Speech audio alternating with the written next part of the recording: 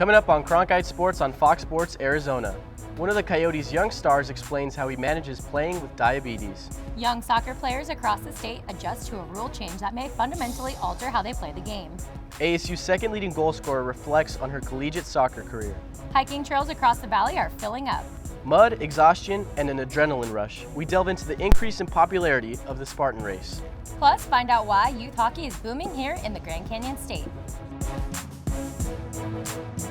Welcome to Cronkite Sports on Fox Sports Arizona. I'm Rebecca Wynn. And I'm Mauricio Casillas. Thanks for joining us.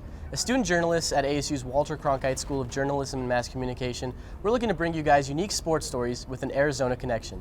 Now that includes the high school level, the collegiate level, and of course the professional level. We start off the show with the story of Arizona Coyotes forward Max Domi. He's burst onto the scene his rookie year, but there's more to this athlete than just his skills on the ice. For the white team, number 16, Max Domi.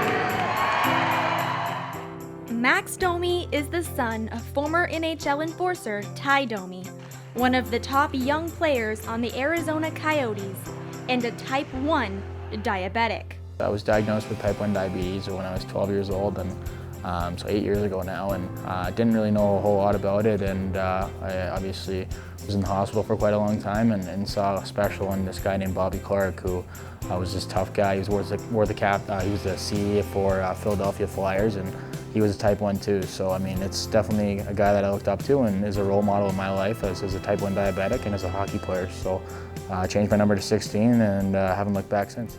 Type 1 diabetics are insulin dependent, meaning the pancreas does not produce enough insulin to regulate blood sugar. To combat that, Max Domi wears an insulin pump while playing. Nurse practitioner Pam Akers explains how the device works. It uses rapid-acting insulin, so a little bit of insulin goes in all the time, which is called the basal insulin. And then when you eat carbohydrates, or you can eat whatever food, then you count the carbohydrates and you put that number in the pump. And then the pump boluses a little bit more insulin to cover for that meal. Akers herself is a type 1 diabetic, and her pump actually went off during the interview. That's a pump beeping. That's my pump beeping. She says that being diabetic requires diligence. This is a lifestyle that Domi knows all too well. You know what, it's not a whole lot different than other pro athletes, because I mean, pro athletes are different than your average person. I mean, your preparation, your diet, and everything along those lines is I mean, pretty sharp, and there's not a whole lot of room for error, but maybe just a little tighter for me in a sense that there's a couple other things I got to do, but at the end of the day, it's just part of my lifestyle and haven't changed a whole lot. Another key to Domi's lifestyle is his diet. According to Dr. Harmeet Narula of Banner Health, it involves balancing your portions. I think type 1 diabetes sometimes in the beginning may be a bit challenging because it forces you to think about what you're eating. Half of that plate should come from a non-starchy vegetable, a quarter from a lean protein, and that lean protein may be chicken, turkey, fish, etc. And the other quarter is a starch. It is important to keep in mind that those portion sizes change with more physical activity. In fact, Dr. Narula encourages those with diabetes to be active, and Domi feels having diabetes will not hold him back. I usually don't really like to talk about the challenges, to be honest, because I mean, challenge is whatever you make it out to be. I mean, if you look at it as a negative, then it's gonna impact you in a negative way. But if you spin it into a positive, it's gonna do nothing but push you forward. So challenges usually try and put those into my back pocket and make me better in the end of the day. So that's how I look at that stuff. Domi spends time with kids who have diabetes and lets them know that they too can achieve their dreams. In Glendale, I'm Allison Cummings, Cronkite Sports. Domi said having type 1 diabetes is actually a blessing in disguise. He gets to help young athletes the same way Bobby Clark helped him. Coming up after the break, we'll hear about how one Sun Devil soccer player is looking to make it to the next level. Welcome back to Cronkite Sports on Fox Sports Arizona. ASU soccer forward Callie Parkinson was one of the best players to ever set foot in Sun Devil Soccer Stadium. Now that her career is over, she's making the push to go professional. Maria Vasquez has more. Technical, humble, hardworking, one of a kind.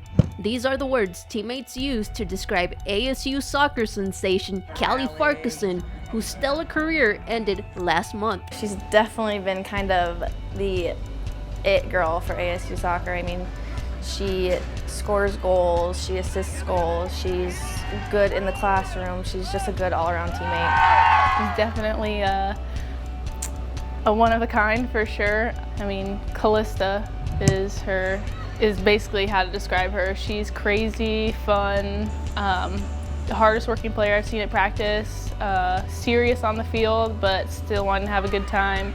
Just an all-out, like, awesome person. She's just the most humble and down-to-earth person I've ever met, and you wouldn't think so just with, you know, how talented of a player she is on the field, but she's just so down-to-earth and just cool, and you wouldn't think that by her play. Since bursting onto the scene her freshman year, Parkinson meant a lot to ASU soccer, and the feeling is mutual on her part. ASU soccer has meant everything to me. It's taught me so many valuable lessons, especially when it comes to friendship, teamwork, hard work, and just being involved in something that's bigger than yourself. Parkinson continued to develop her game throughout her collegiate career at ASU. I mean, she just kept getting better every year, honestly. I was only there for her sophomore year because I was an incoming transfer, but I was immediately impressed with her play, and she was always so fun to play with. But after every year, I could tell that she got more skilled, more fit. She was constantly working on her game and her touch, so definitely paid off in the games. I feel like my game has progressed immensely over the 4 years that I've been here. You know, looking back at freshman year, I definitely wasn't the player I am today, and I can definitely thank the coaches for that, for pushing me and helping me become the best player I can be. But yeah, freshman year, I just wasn't confident enough, and over the years I learned confidence, and I learned how to deal with the different style of collegiate soccer because it's so much more faster and stronger and better. She used to not be able to get away from girls like she does now. Like, literally, it almost seems like she has like grease on her body is the only way I can describe it. She just rolls off people and tackles that you wouldn't even think like a normal person could get through. She somehow managed to get through it and keep the ball, and I think it's awesome. Parkinson's unique style of play made her a fan favorite among the younger generation. You know, when I hear little kids like yelling my name, it brings me a lot of joy. I just like remember when I was their age and I would look up to these players at ASU and scream their name, and to have someone look at me the way I used to look at them, it's really rewarding. Although her collegiate career has ended, Parkinson is not ready to give up soccer just yet. I would like to go pro, just for a little bit and dip my toes in and see if I like it, and see if that's what I want in life. And if that doesn't work out, I want to come back to school and get my graduate degree in some type of environmental science or conservation, and then go from there. The 2016 National Women's Soccer League College Draft is set for January 15th. In Tempe, I'm Maria Vasquez, Cronkite Sports. 5th-minute goal scored by number 17, Callie Parkinson. Mauricio Farquharson actually finished her career with 44 goals, which is the second best in Sun Devil history. Yeah, certainly Farquharson is one of the best Sun Devil athletes in recent memory. Now on to a story that is affecting thousands of youth soccer players here in the state. The U.S. Soccer Federation has enacted a new safety initiative, and players are starting to adjust to the change. I usually score because usually I score from headers. Makes me feel a little bit angry because that's where I score goals. Yeah, it's kind of confusing. In November, the U.S. Soccer Federation banned headers from players ages 10 and under. The ruling resolved a case that alleged U.S. Soccer was negligent in treating and monitoring head injuries. There are over 12,000 players under the age of 11 in Arizona that have had to adapt to the rule. The hope is that removing this aspect of the game will reduce head-on collisions and injuries. The reality is that kids at that age probably shouldn't be doing headers anyway. They should be more focused on things on the field, other aspects, spacing, that kind of thing. They have a lot more other things to worry about than learning how to head the ball. There's a potential that the kids are going to be harmed or going to be hurt, then I'm all in favor of it, right? Especially at the younger ages. None of the soccer is worth them having, severe problems as they get older. It is difficult just in watching a game to say, oh yeah, that head trauma probably is a concussion and that one's not. But every head trauma that's followed by symptoms of headache or dizziness or confusion needs to be treated as a concussion and removed from play. So we say, when in doubt, sit them out. This right here has always been an illegal play in soccer, me grabbing the ball with my hands. But for players ages 10 and under, all of a sudden, that becomes an illegal play in soccer, and it's something that players and coaches alike are trying to learn to adapt to. You know, if you look back just recently, they've changed the offside rule in the game of soccer. They've changed the pass-back rule to the goalkeeper going back in the day. And everybody, when that happened, thought it was going to change the game for the worse, when now it's just a part of the game and everything that everyone's used to. So I think this will just be part of that same process. At this age, for these kids that are under 10, I think it's a real positive step that U.S. Soccer is taking. I think it's a good thing overall, but as long as there's some sort of dedication to teaching the kids how to do it when they reach that level and do it in a way that's safe, I think everybody wins. When the kids are of age to begin hitting the ball, one of the most crucial steps is making sure they learn the proper technique. Really, from experience, if you do head the ball with the side of your head or the top of your head, it does hurt. So you kind of know that's a bad thing. And really, the proper technique is to head the ball with the forehead. And I've never had any concerns heading the ball from the forehead. With my forehead, that seems to be the strongest part. It is often difficult to tell when a concussion occurs during a game. Several of the top-tier clubs in Arizona require that their coaches go through concussion protocol training, but still, it is not a requirement for everybody. Quite often, parents will come in and coach, and so it's training those people to understand what the symptoms are and what to do about it and the steps to take. So it'll take a considerable effort. As I mentioned, logistics is going to be a tremendous part of this. As a result of the lawsuit, U.S. Soccer is also exploring limiting headers for players between the ages of 11 and 13. The AYSA is still waiting on the specific parameters from the Federation before taking any further steps in implementing that as a safety initiative. Dr. Erickson said that common symptoms of concussions are headache, dizziness, nausea, and confusion. And if any players are exhibiting any of these symptoms, it's probably best to remove them from the field. Coming up on Cronkite Sports on Fox Sports Arizona, we take a look at how hiking here in the Valley is growing in popularity. Welcome back to Cronkite Sports on Fox Sports Arizona. I'm Mauricio Casillas. And I'm Rebecca Wynn. As the health and wellness craze sweeps over Arizona, one sport's simplicity and accessibility makes it extra appealing for Phoenix residents. Reporter Brandon Johansson found out why. With 40 trailheads and counting, Phoenix has become a premier hiking destination in the Southwest. Recently, a surge in health and wellness has trails seeing a major increase in use. Jim Byans is the president of a hiking club based at North Mountain, and he's seen this spike in popularity firsthand. I don't think we ever had 60 members before, and now we're up to 113. So, that's something I've been working on. We never had as many as 52 hikes before either. Well, 75 is pretty good growth. But people keep coming out. But they keep building more trails. And seems there seems to be a pretty solid belief that it encourages tourism and it's worth the investment to build the trails. With over 30,000 acres of mountain preserve to oversee and more trails on the way, the city of Phoenix is taking notice of the recent hiking trend. I think I can say, I've been working in the natural resource area for almost 30 years now, primarily in trails and mountain parks. And I think, over the last several years, I've seen the amount of use on the trails continue to grow. According to Greg Bach of the City of Phoenix Parks and Recreation Department, over 15 million people hiked city trails in 2014, with 750,000 of them doing it here at Camelback Mountain.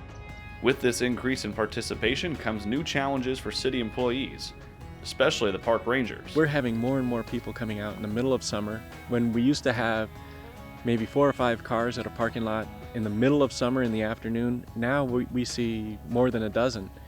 And that's a huge jump. And a lot of people coming out, maybe more people coming out early, thinking they're going to get in before the heat hits, and they just don't understand how quickly it heats up. So we're having more and more incidents and injuries related to that as well. In an effort to educate hikers and promote safety, the City of Phoenix is introducing a brand new campaign to get the word out. It's called Take a Hike, Do It Right. And basically it's a lot of those hiking safety messages.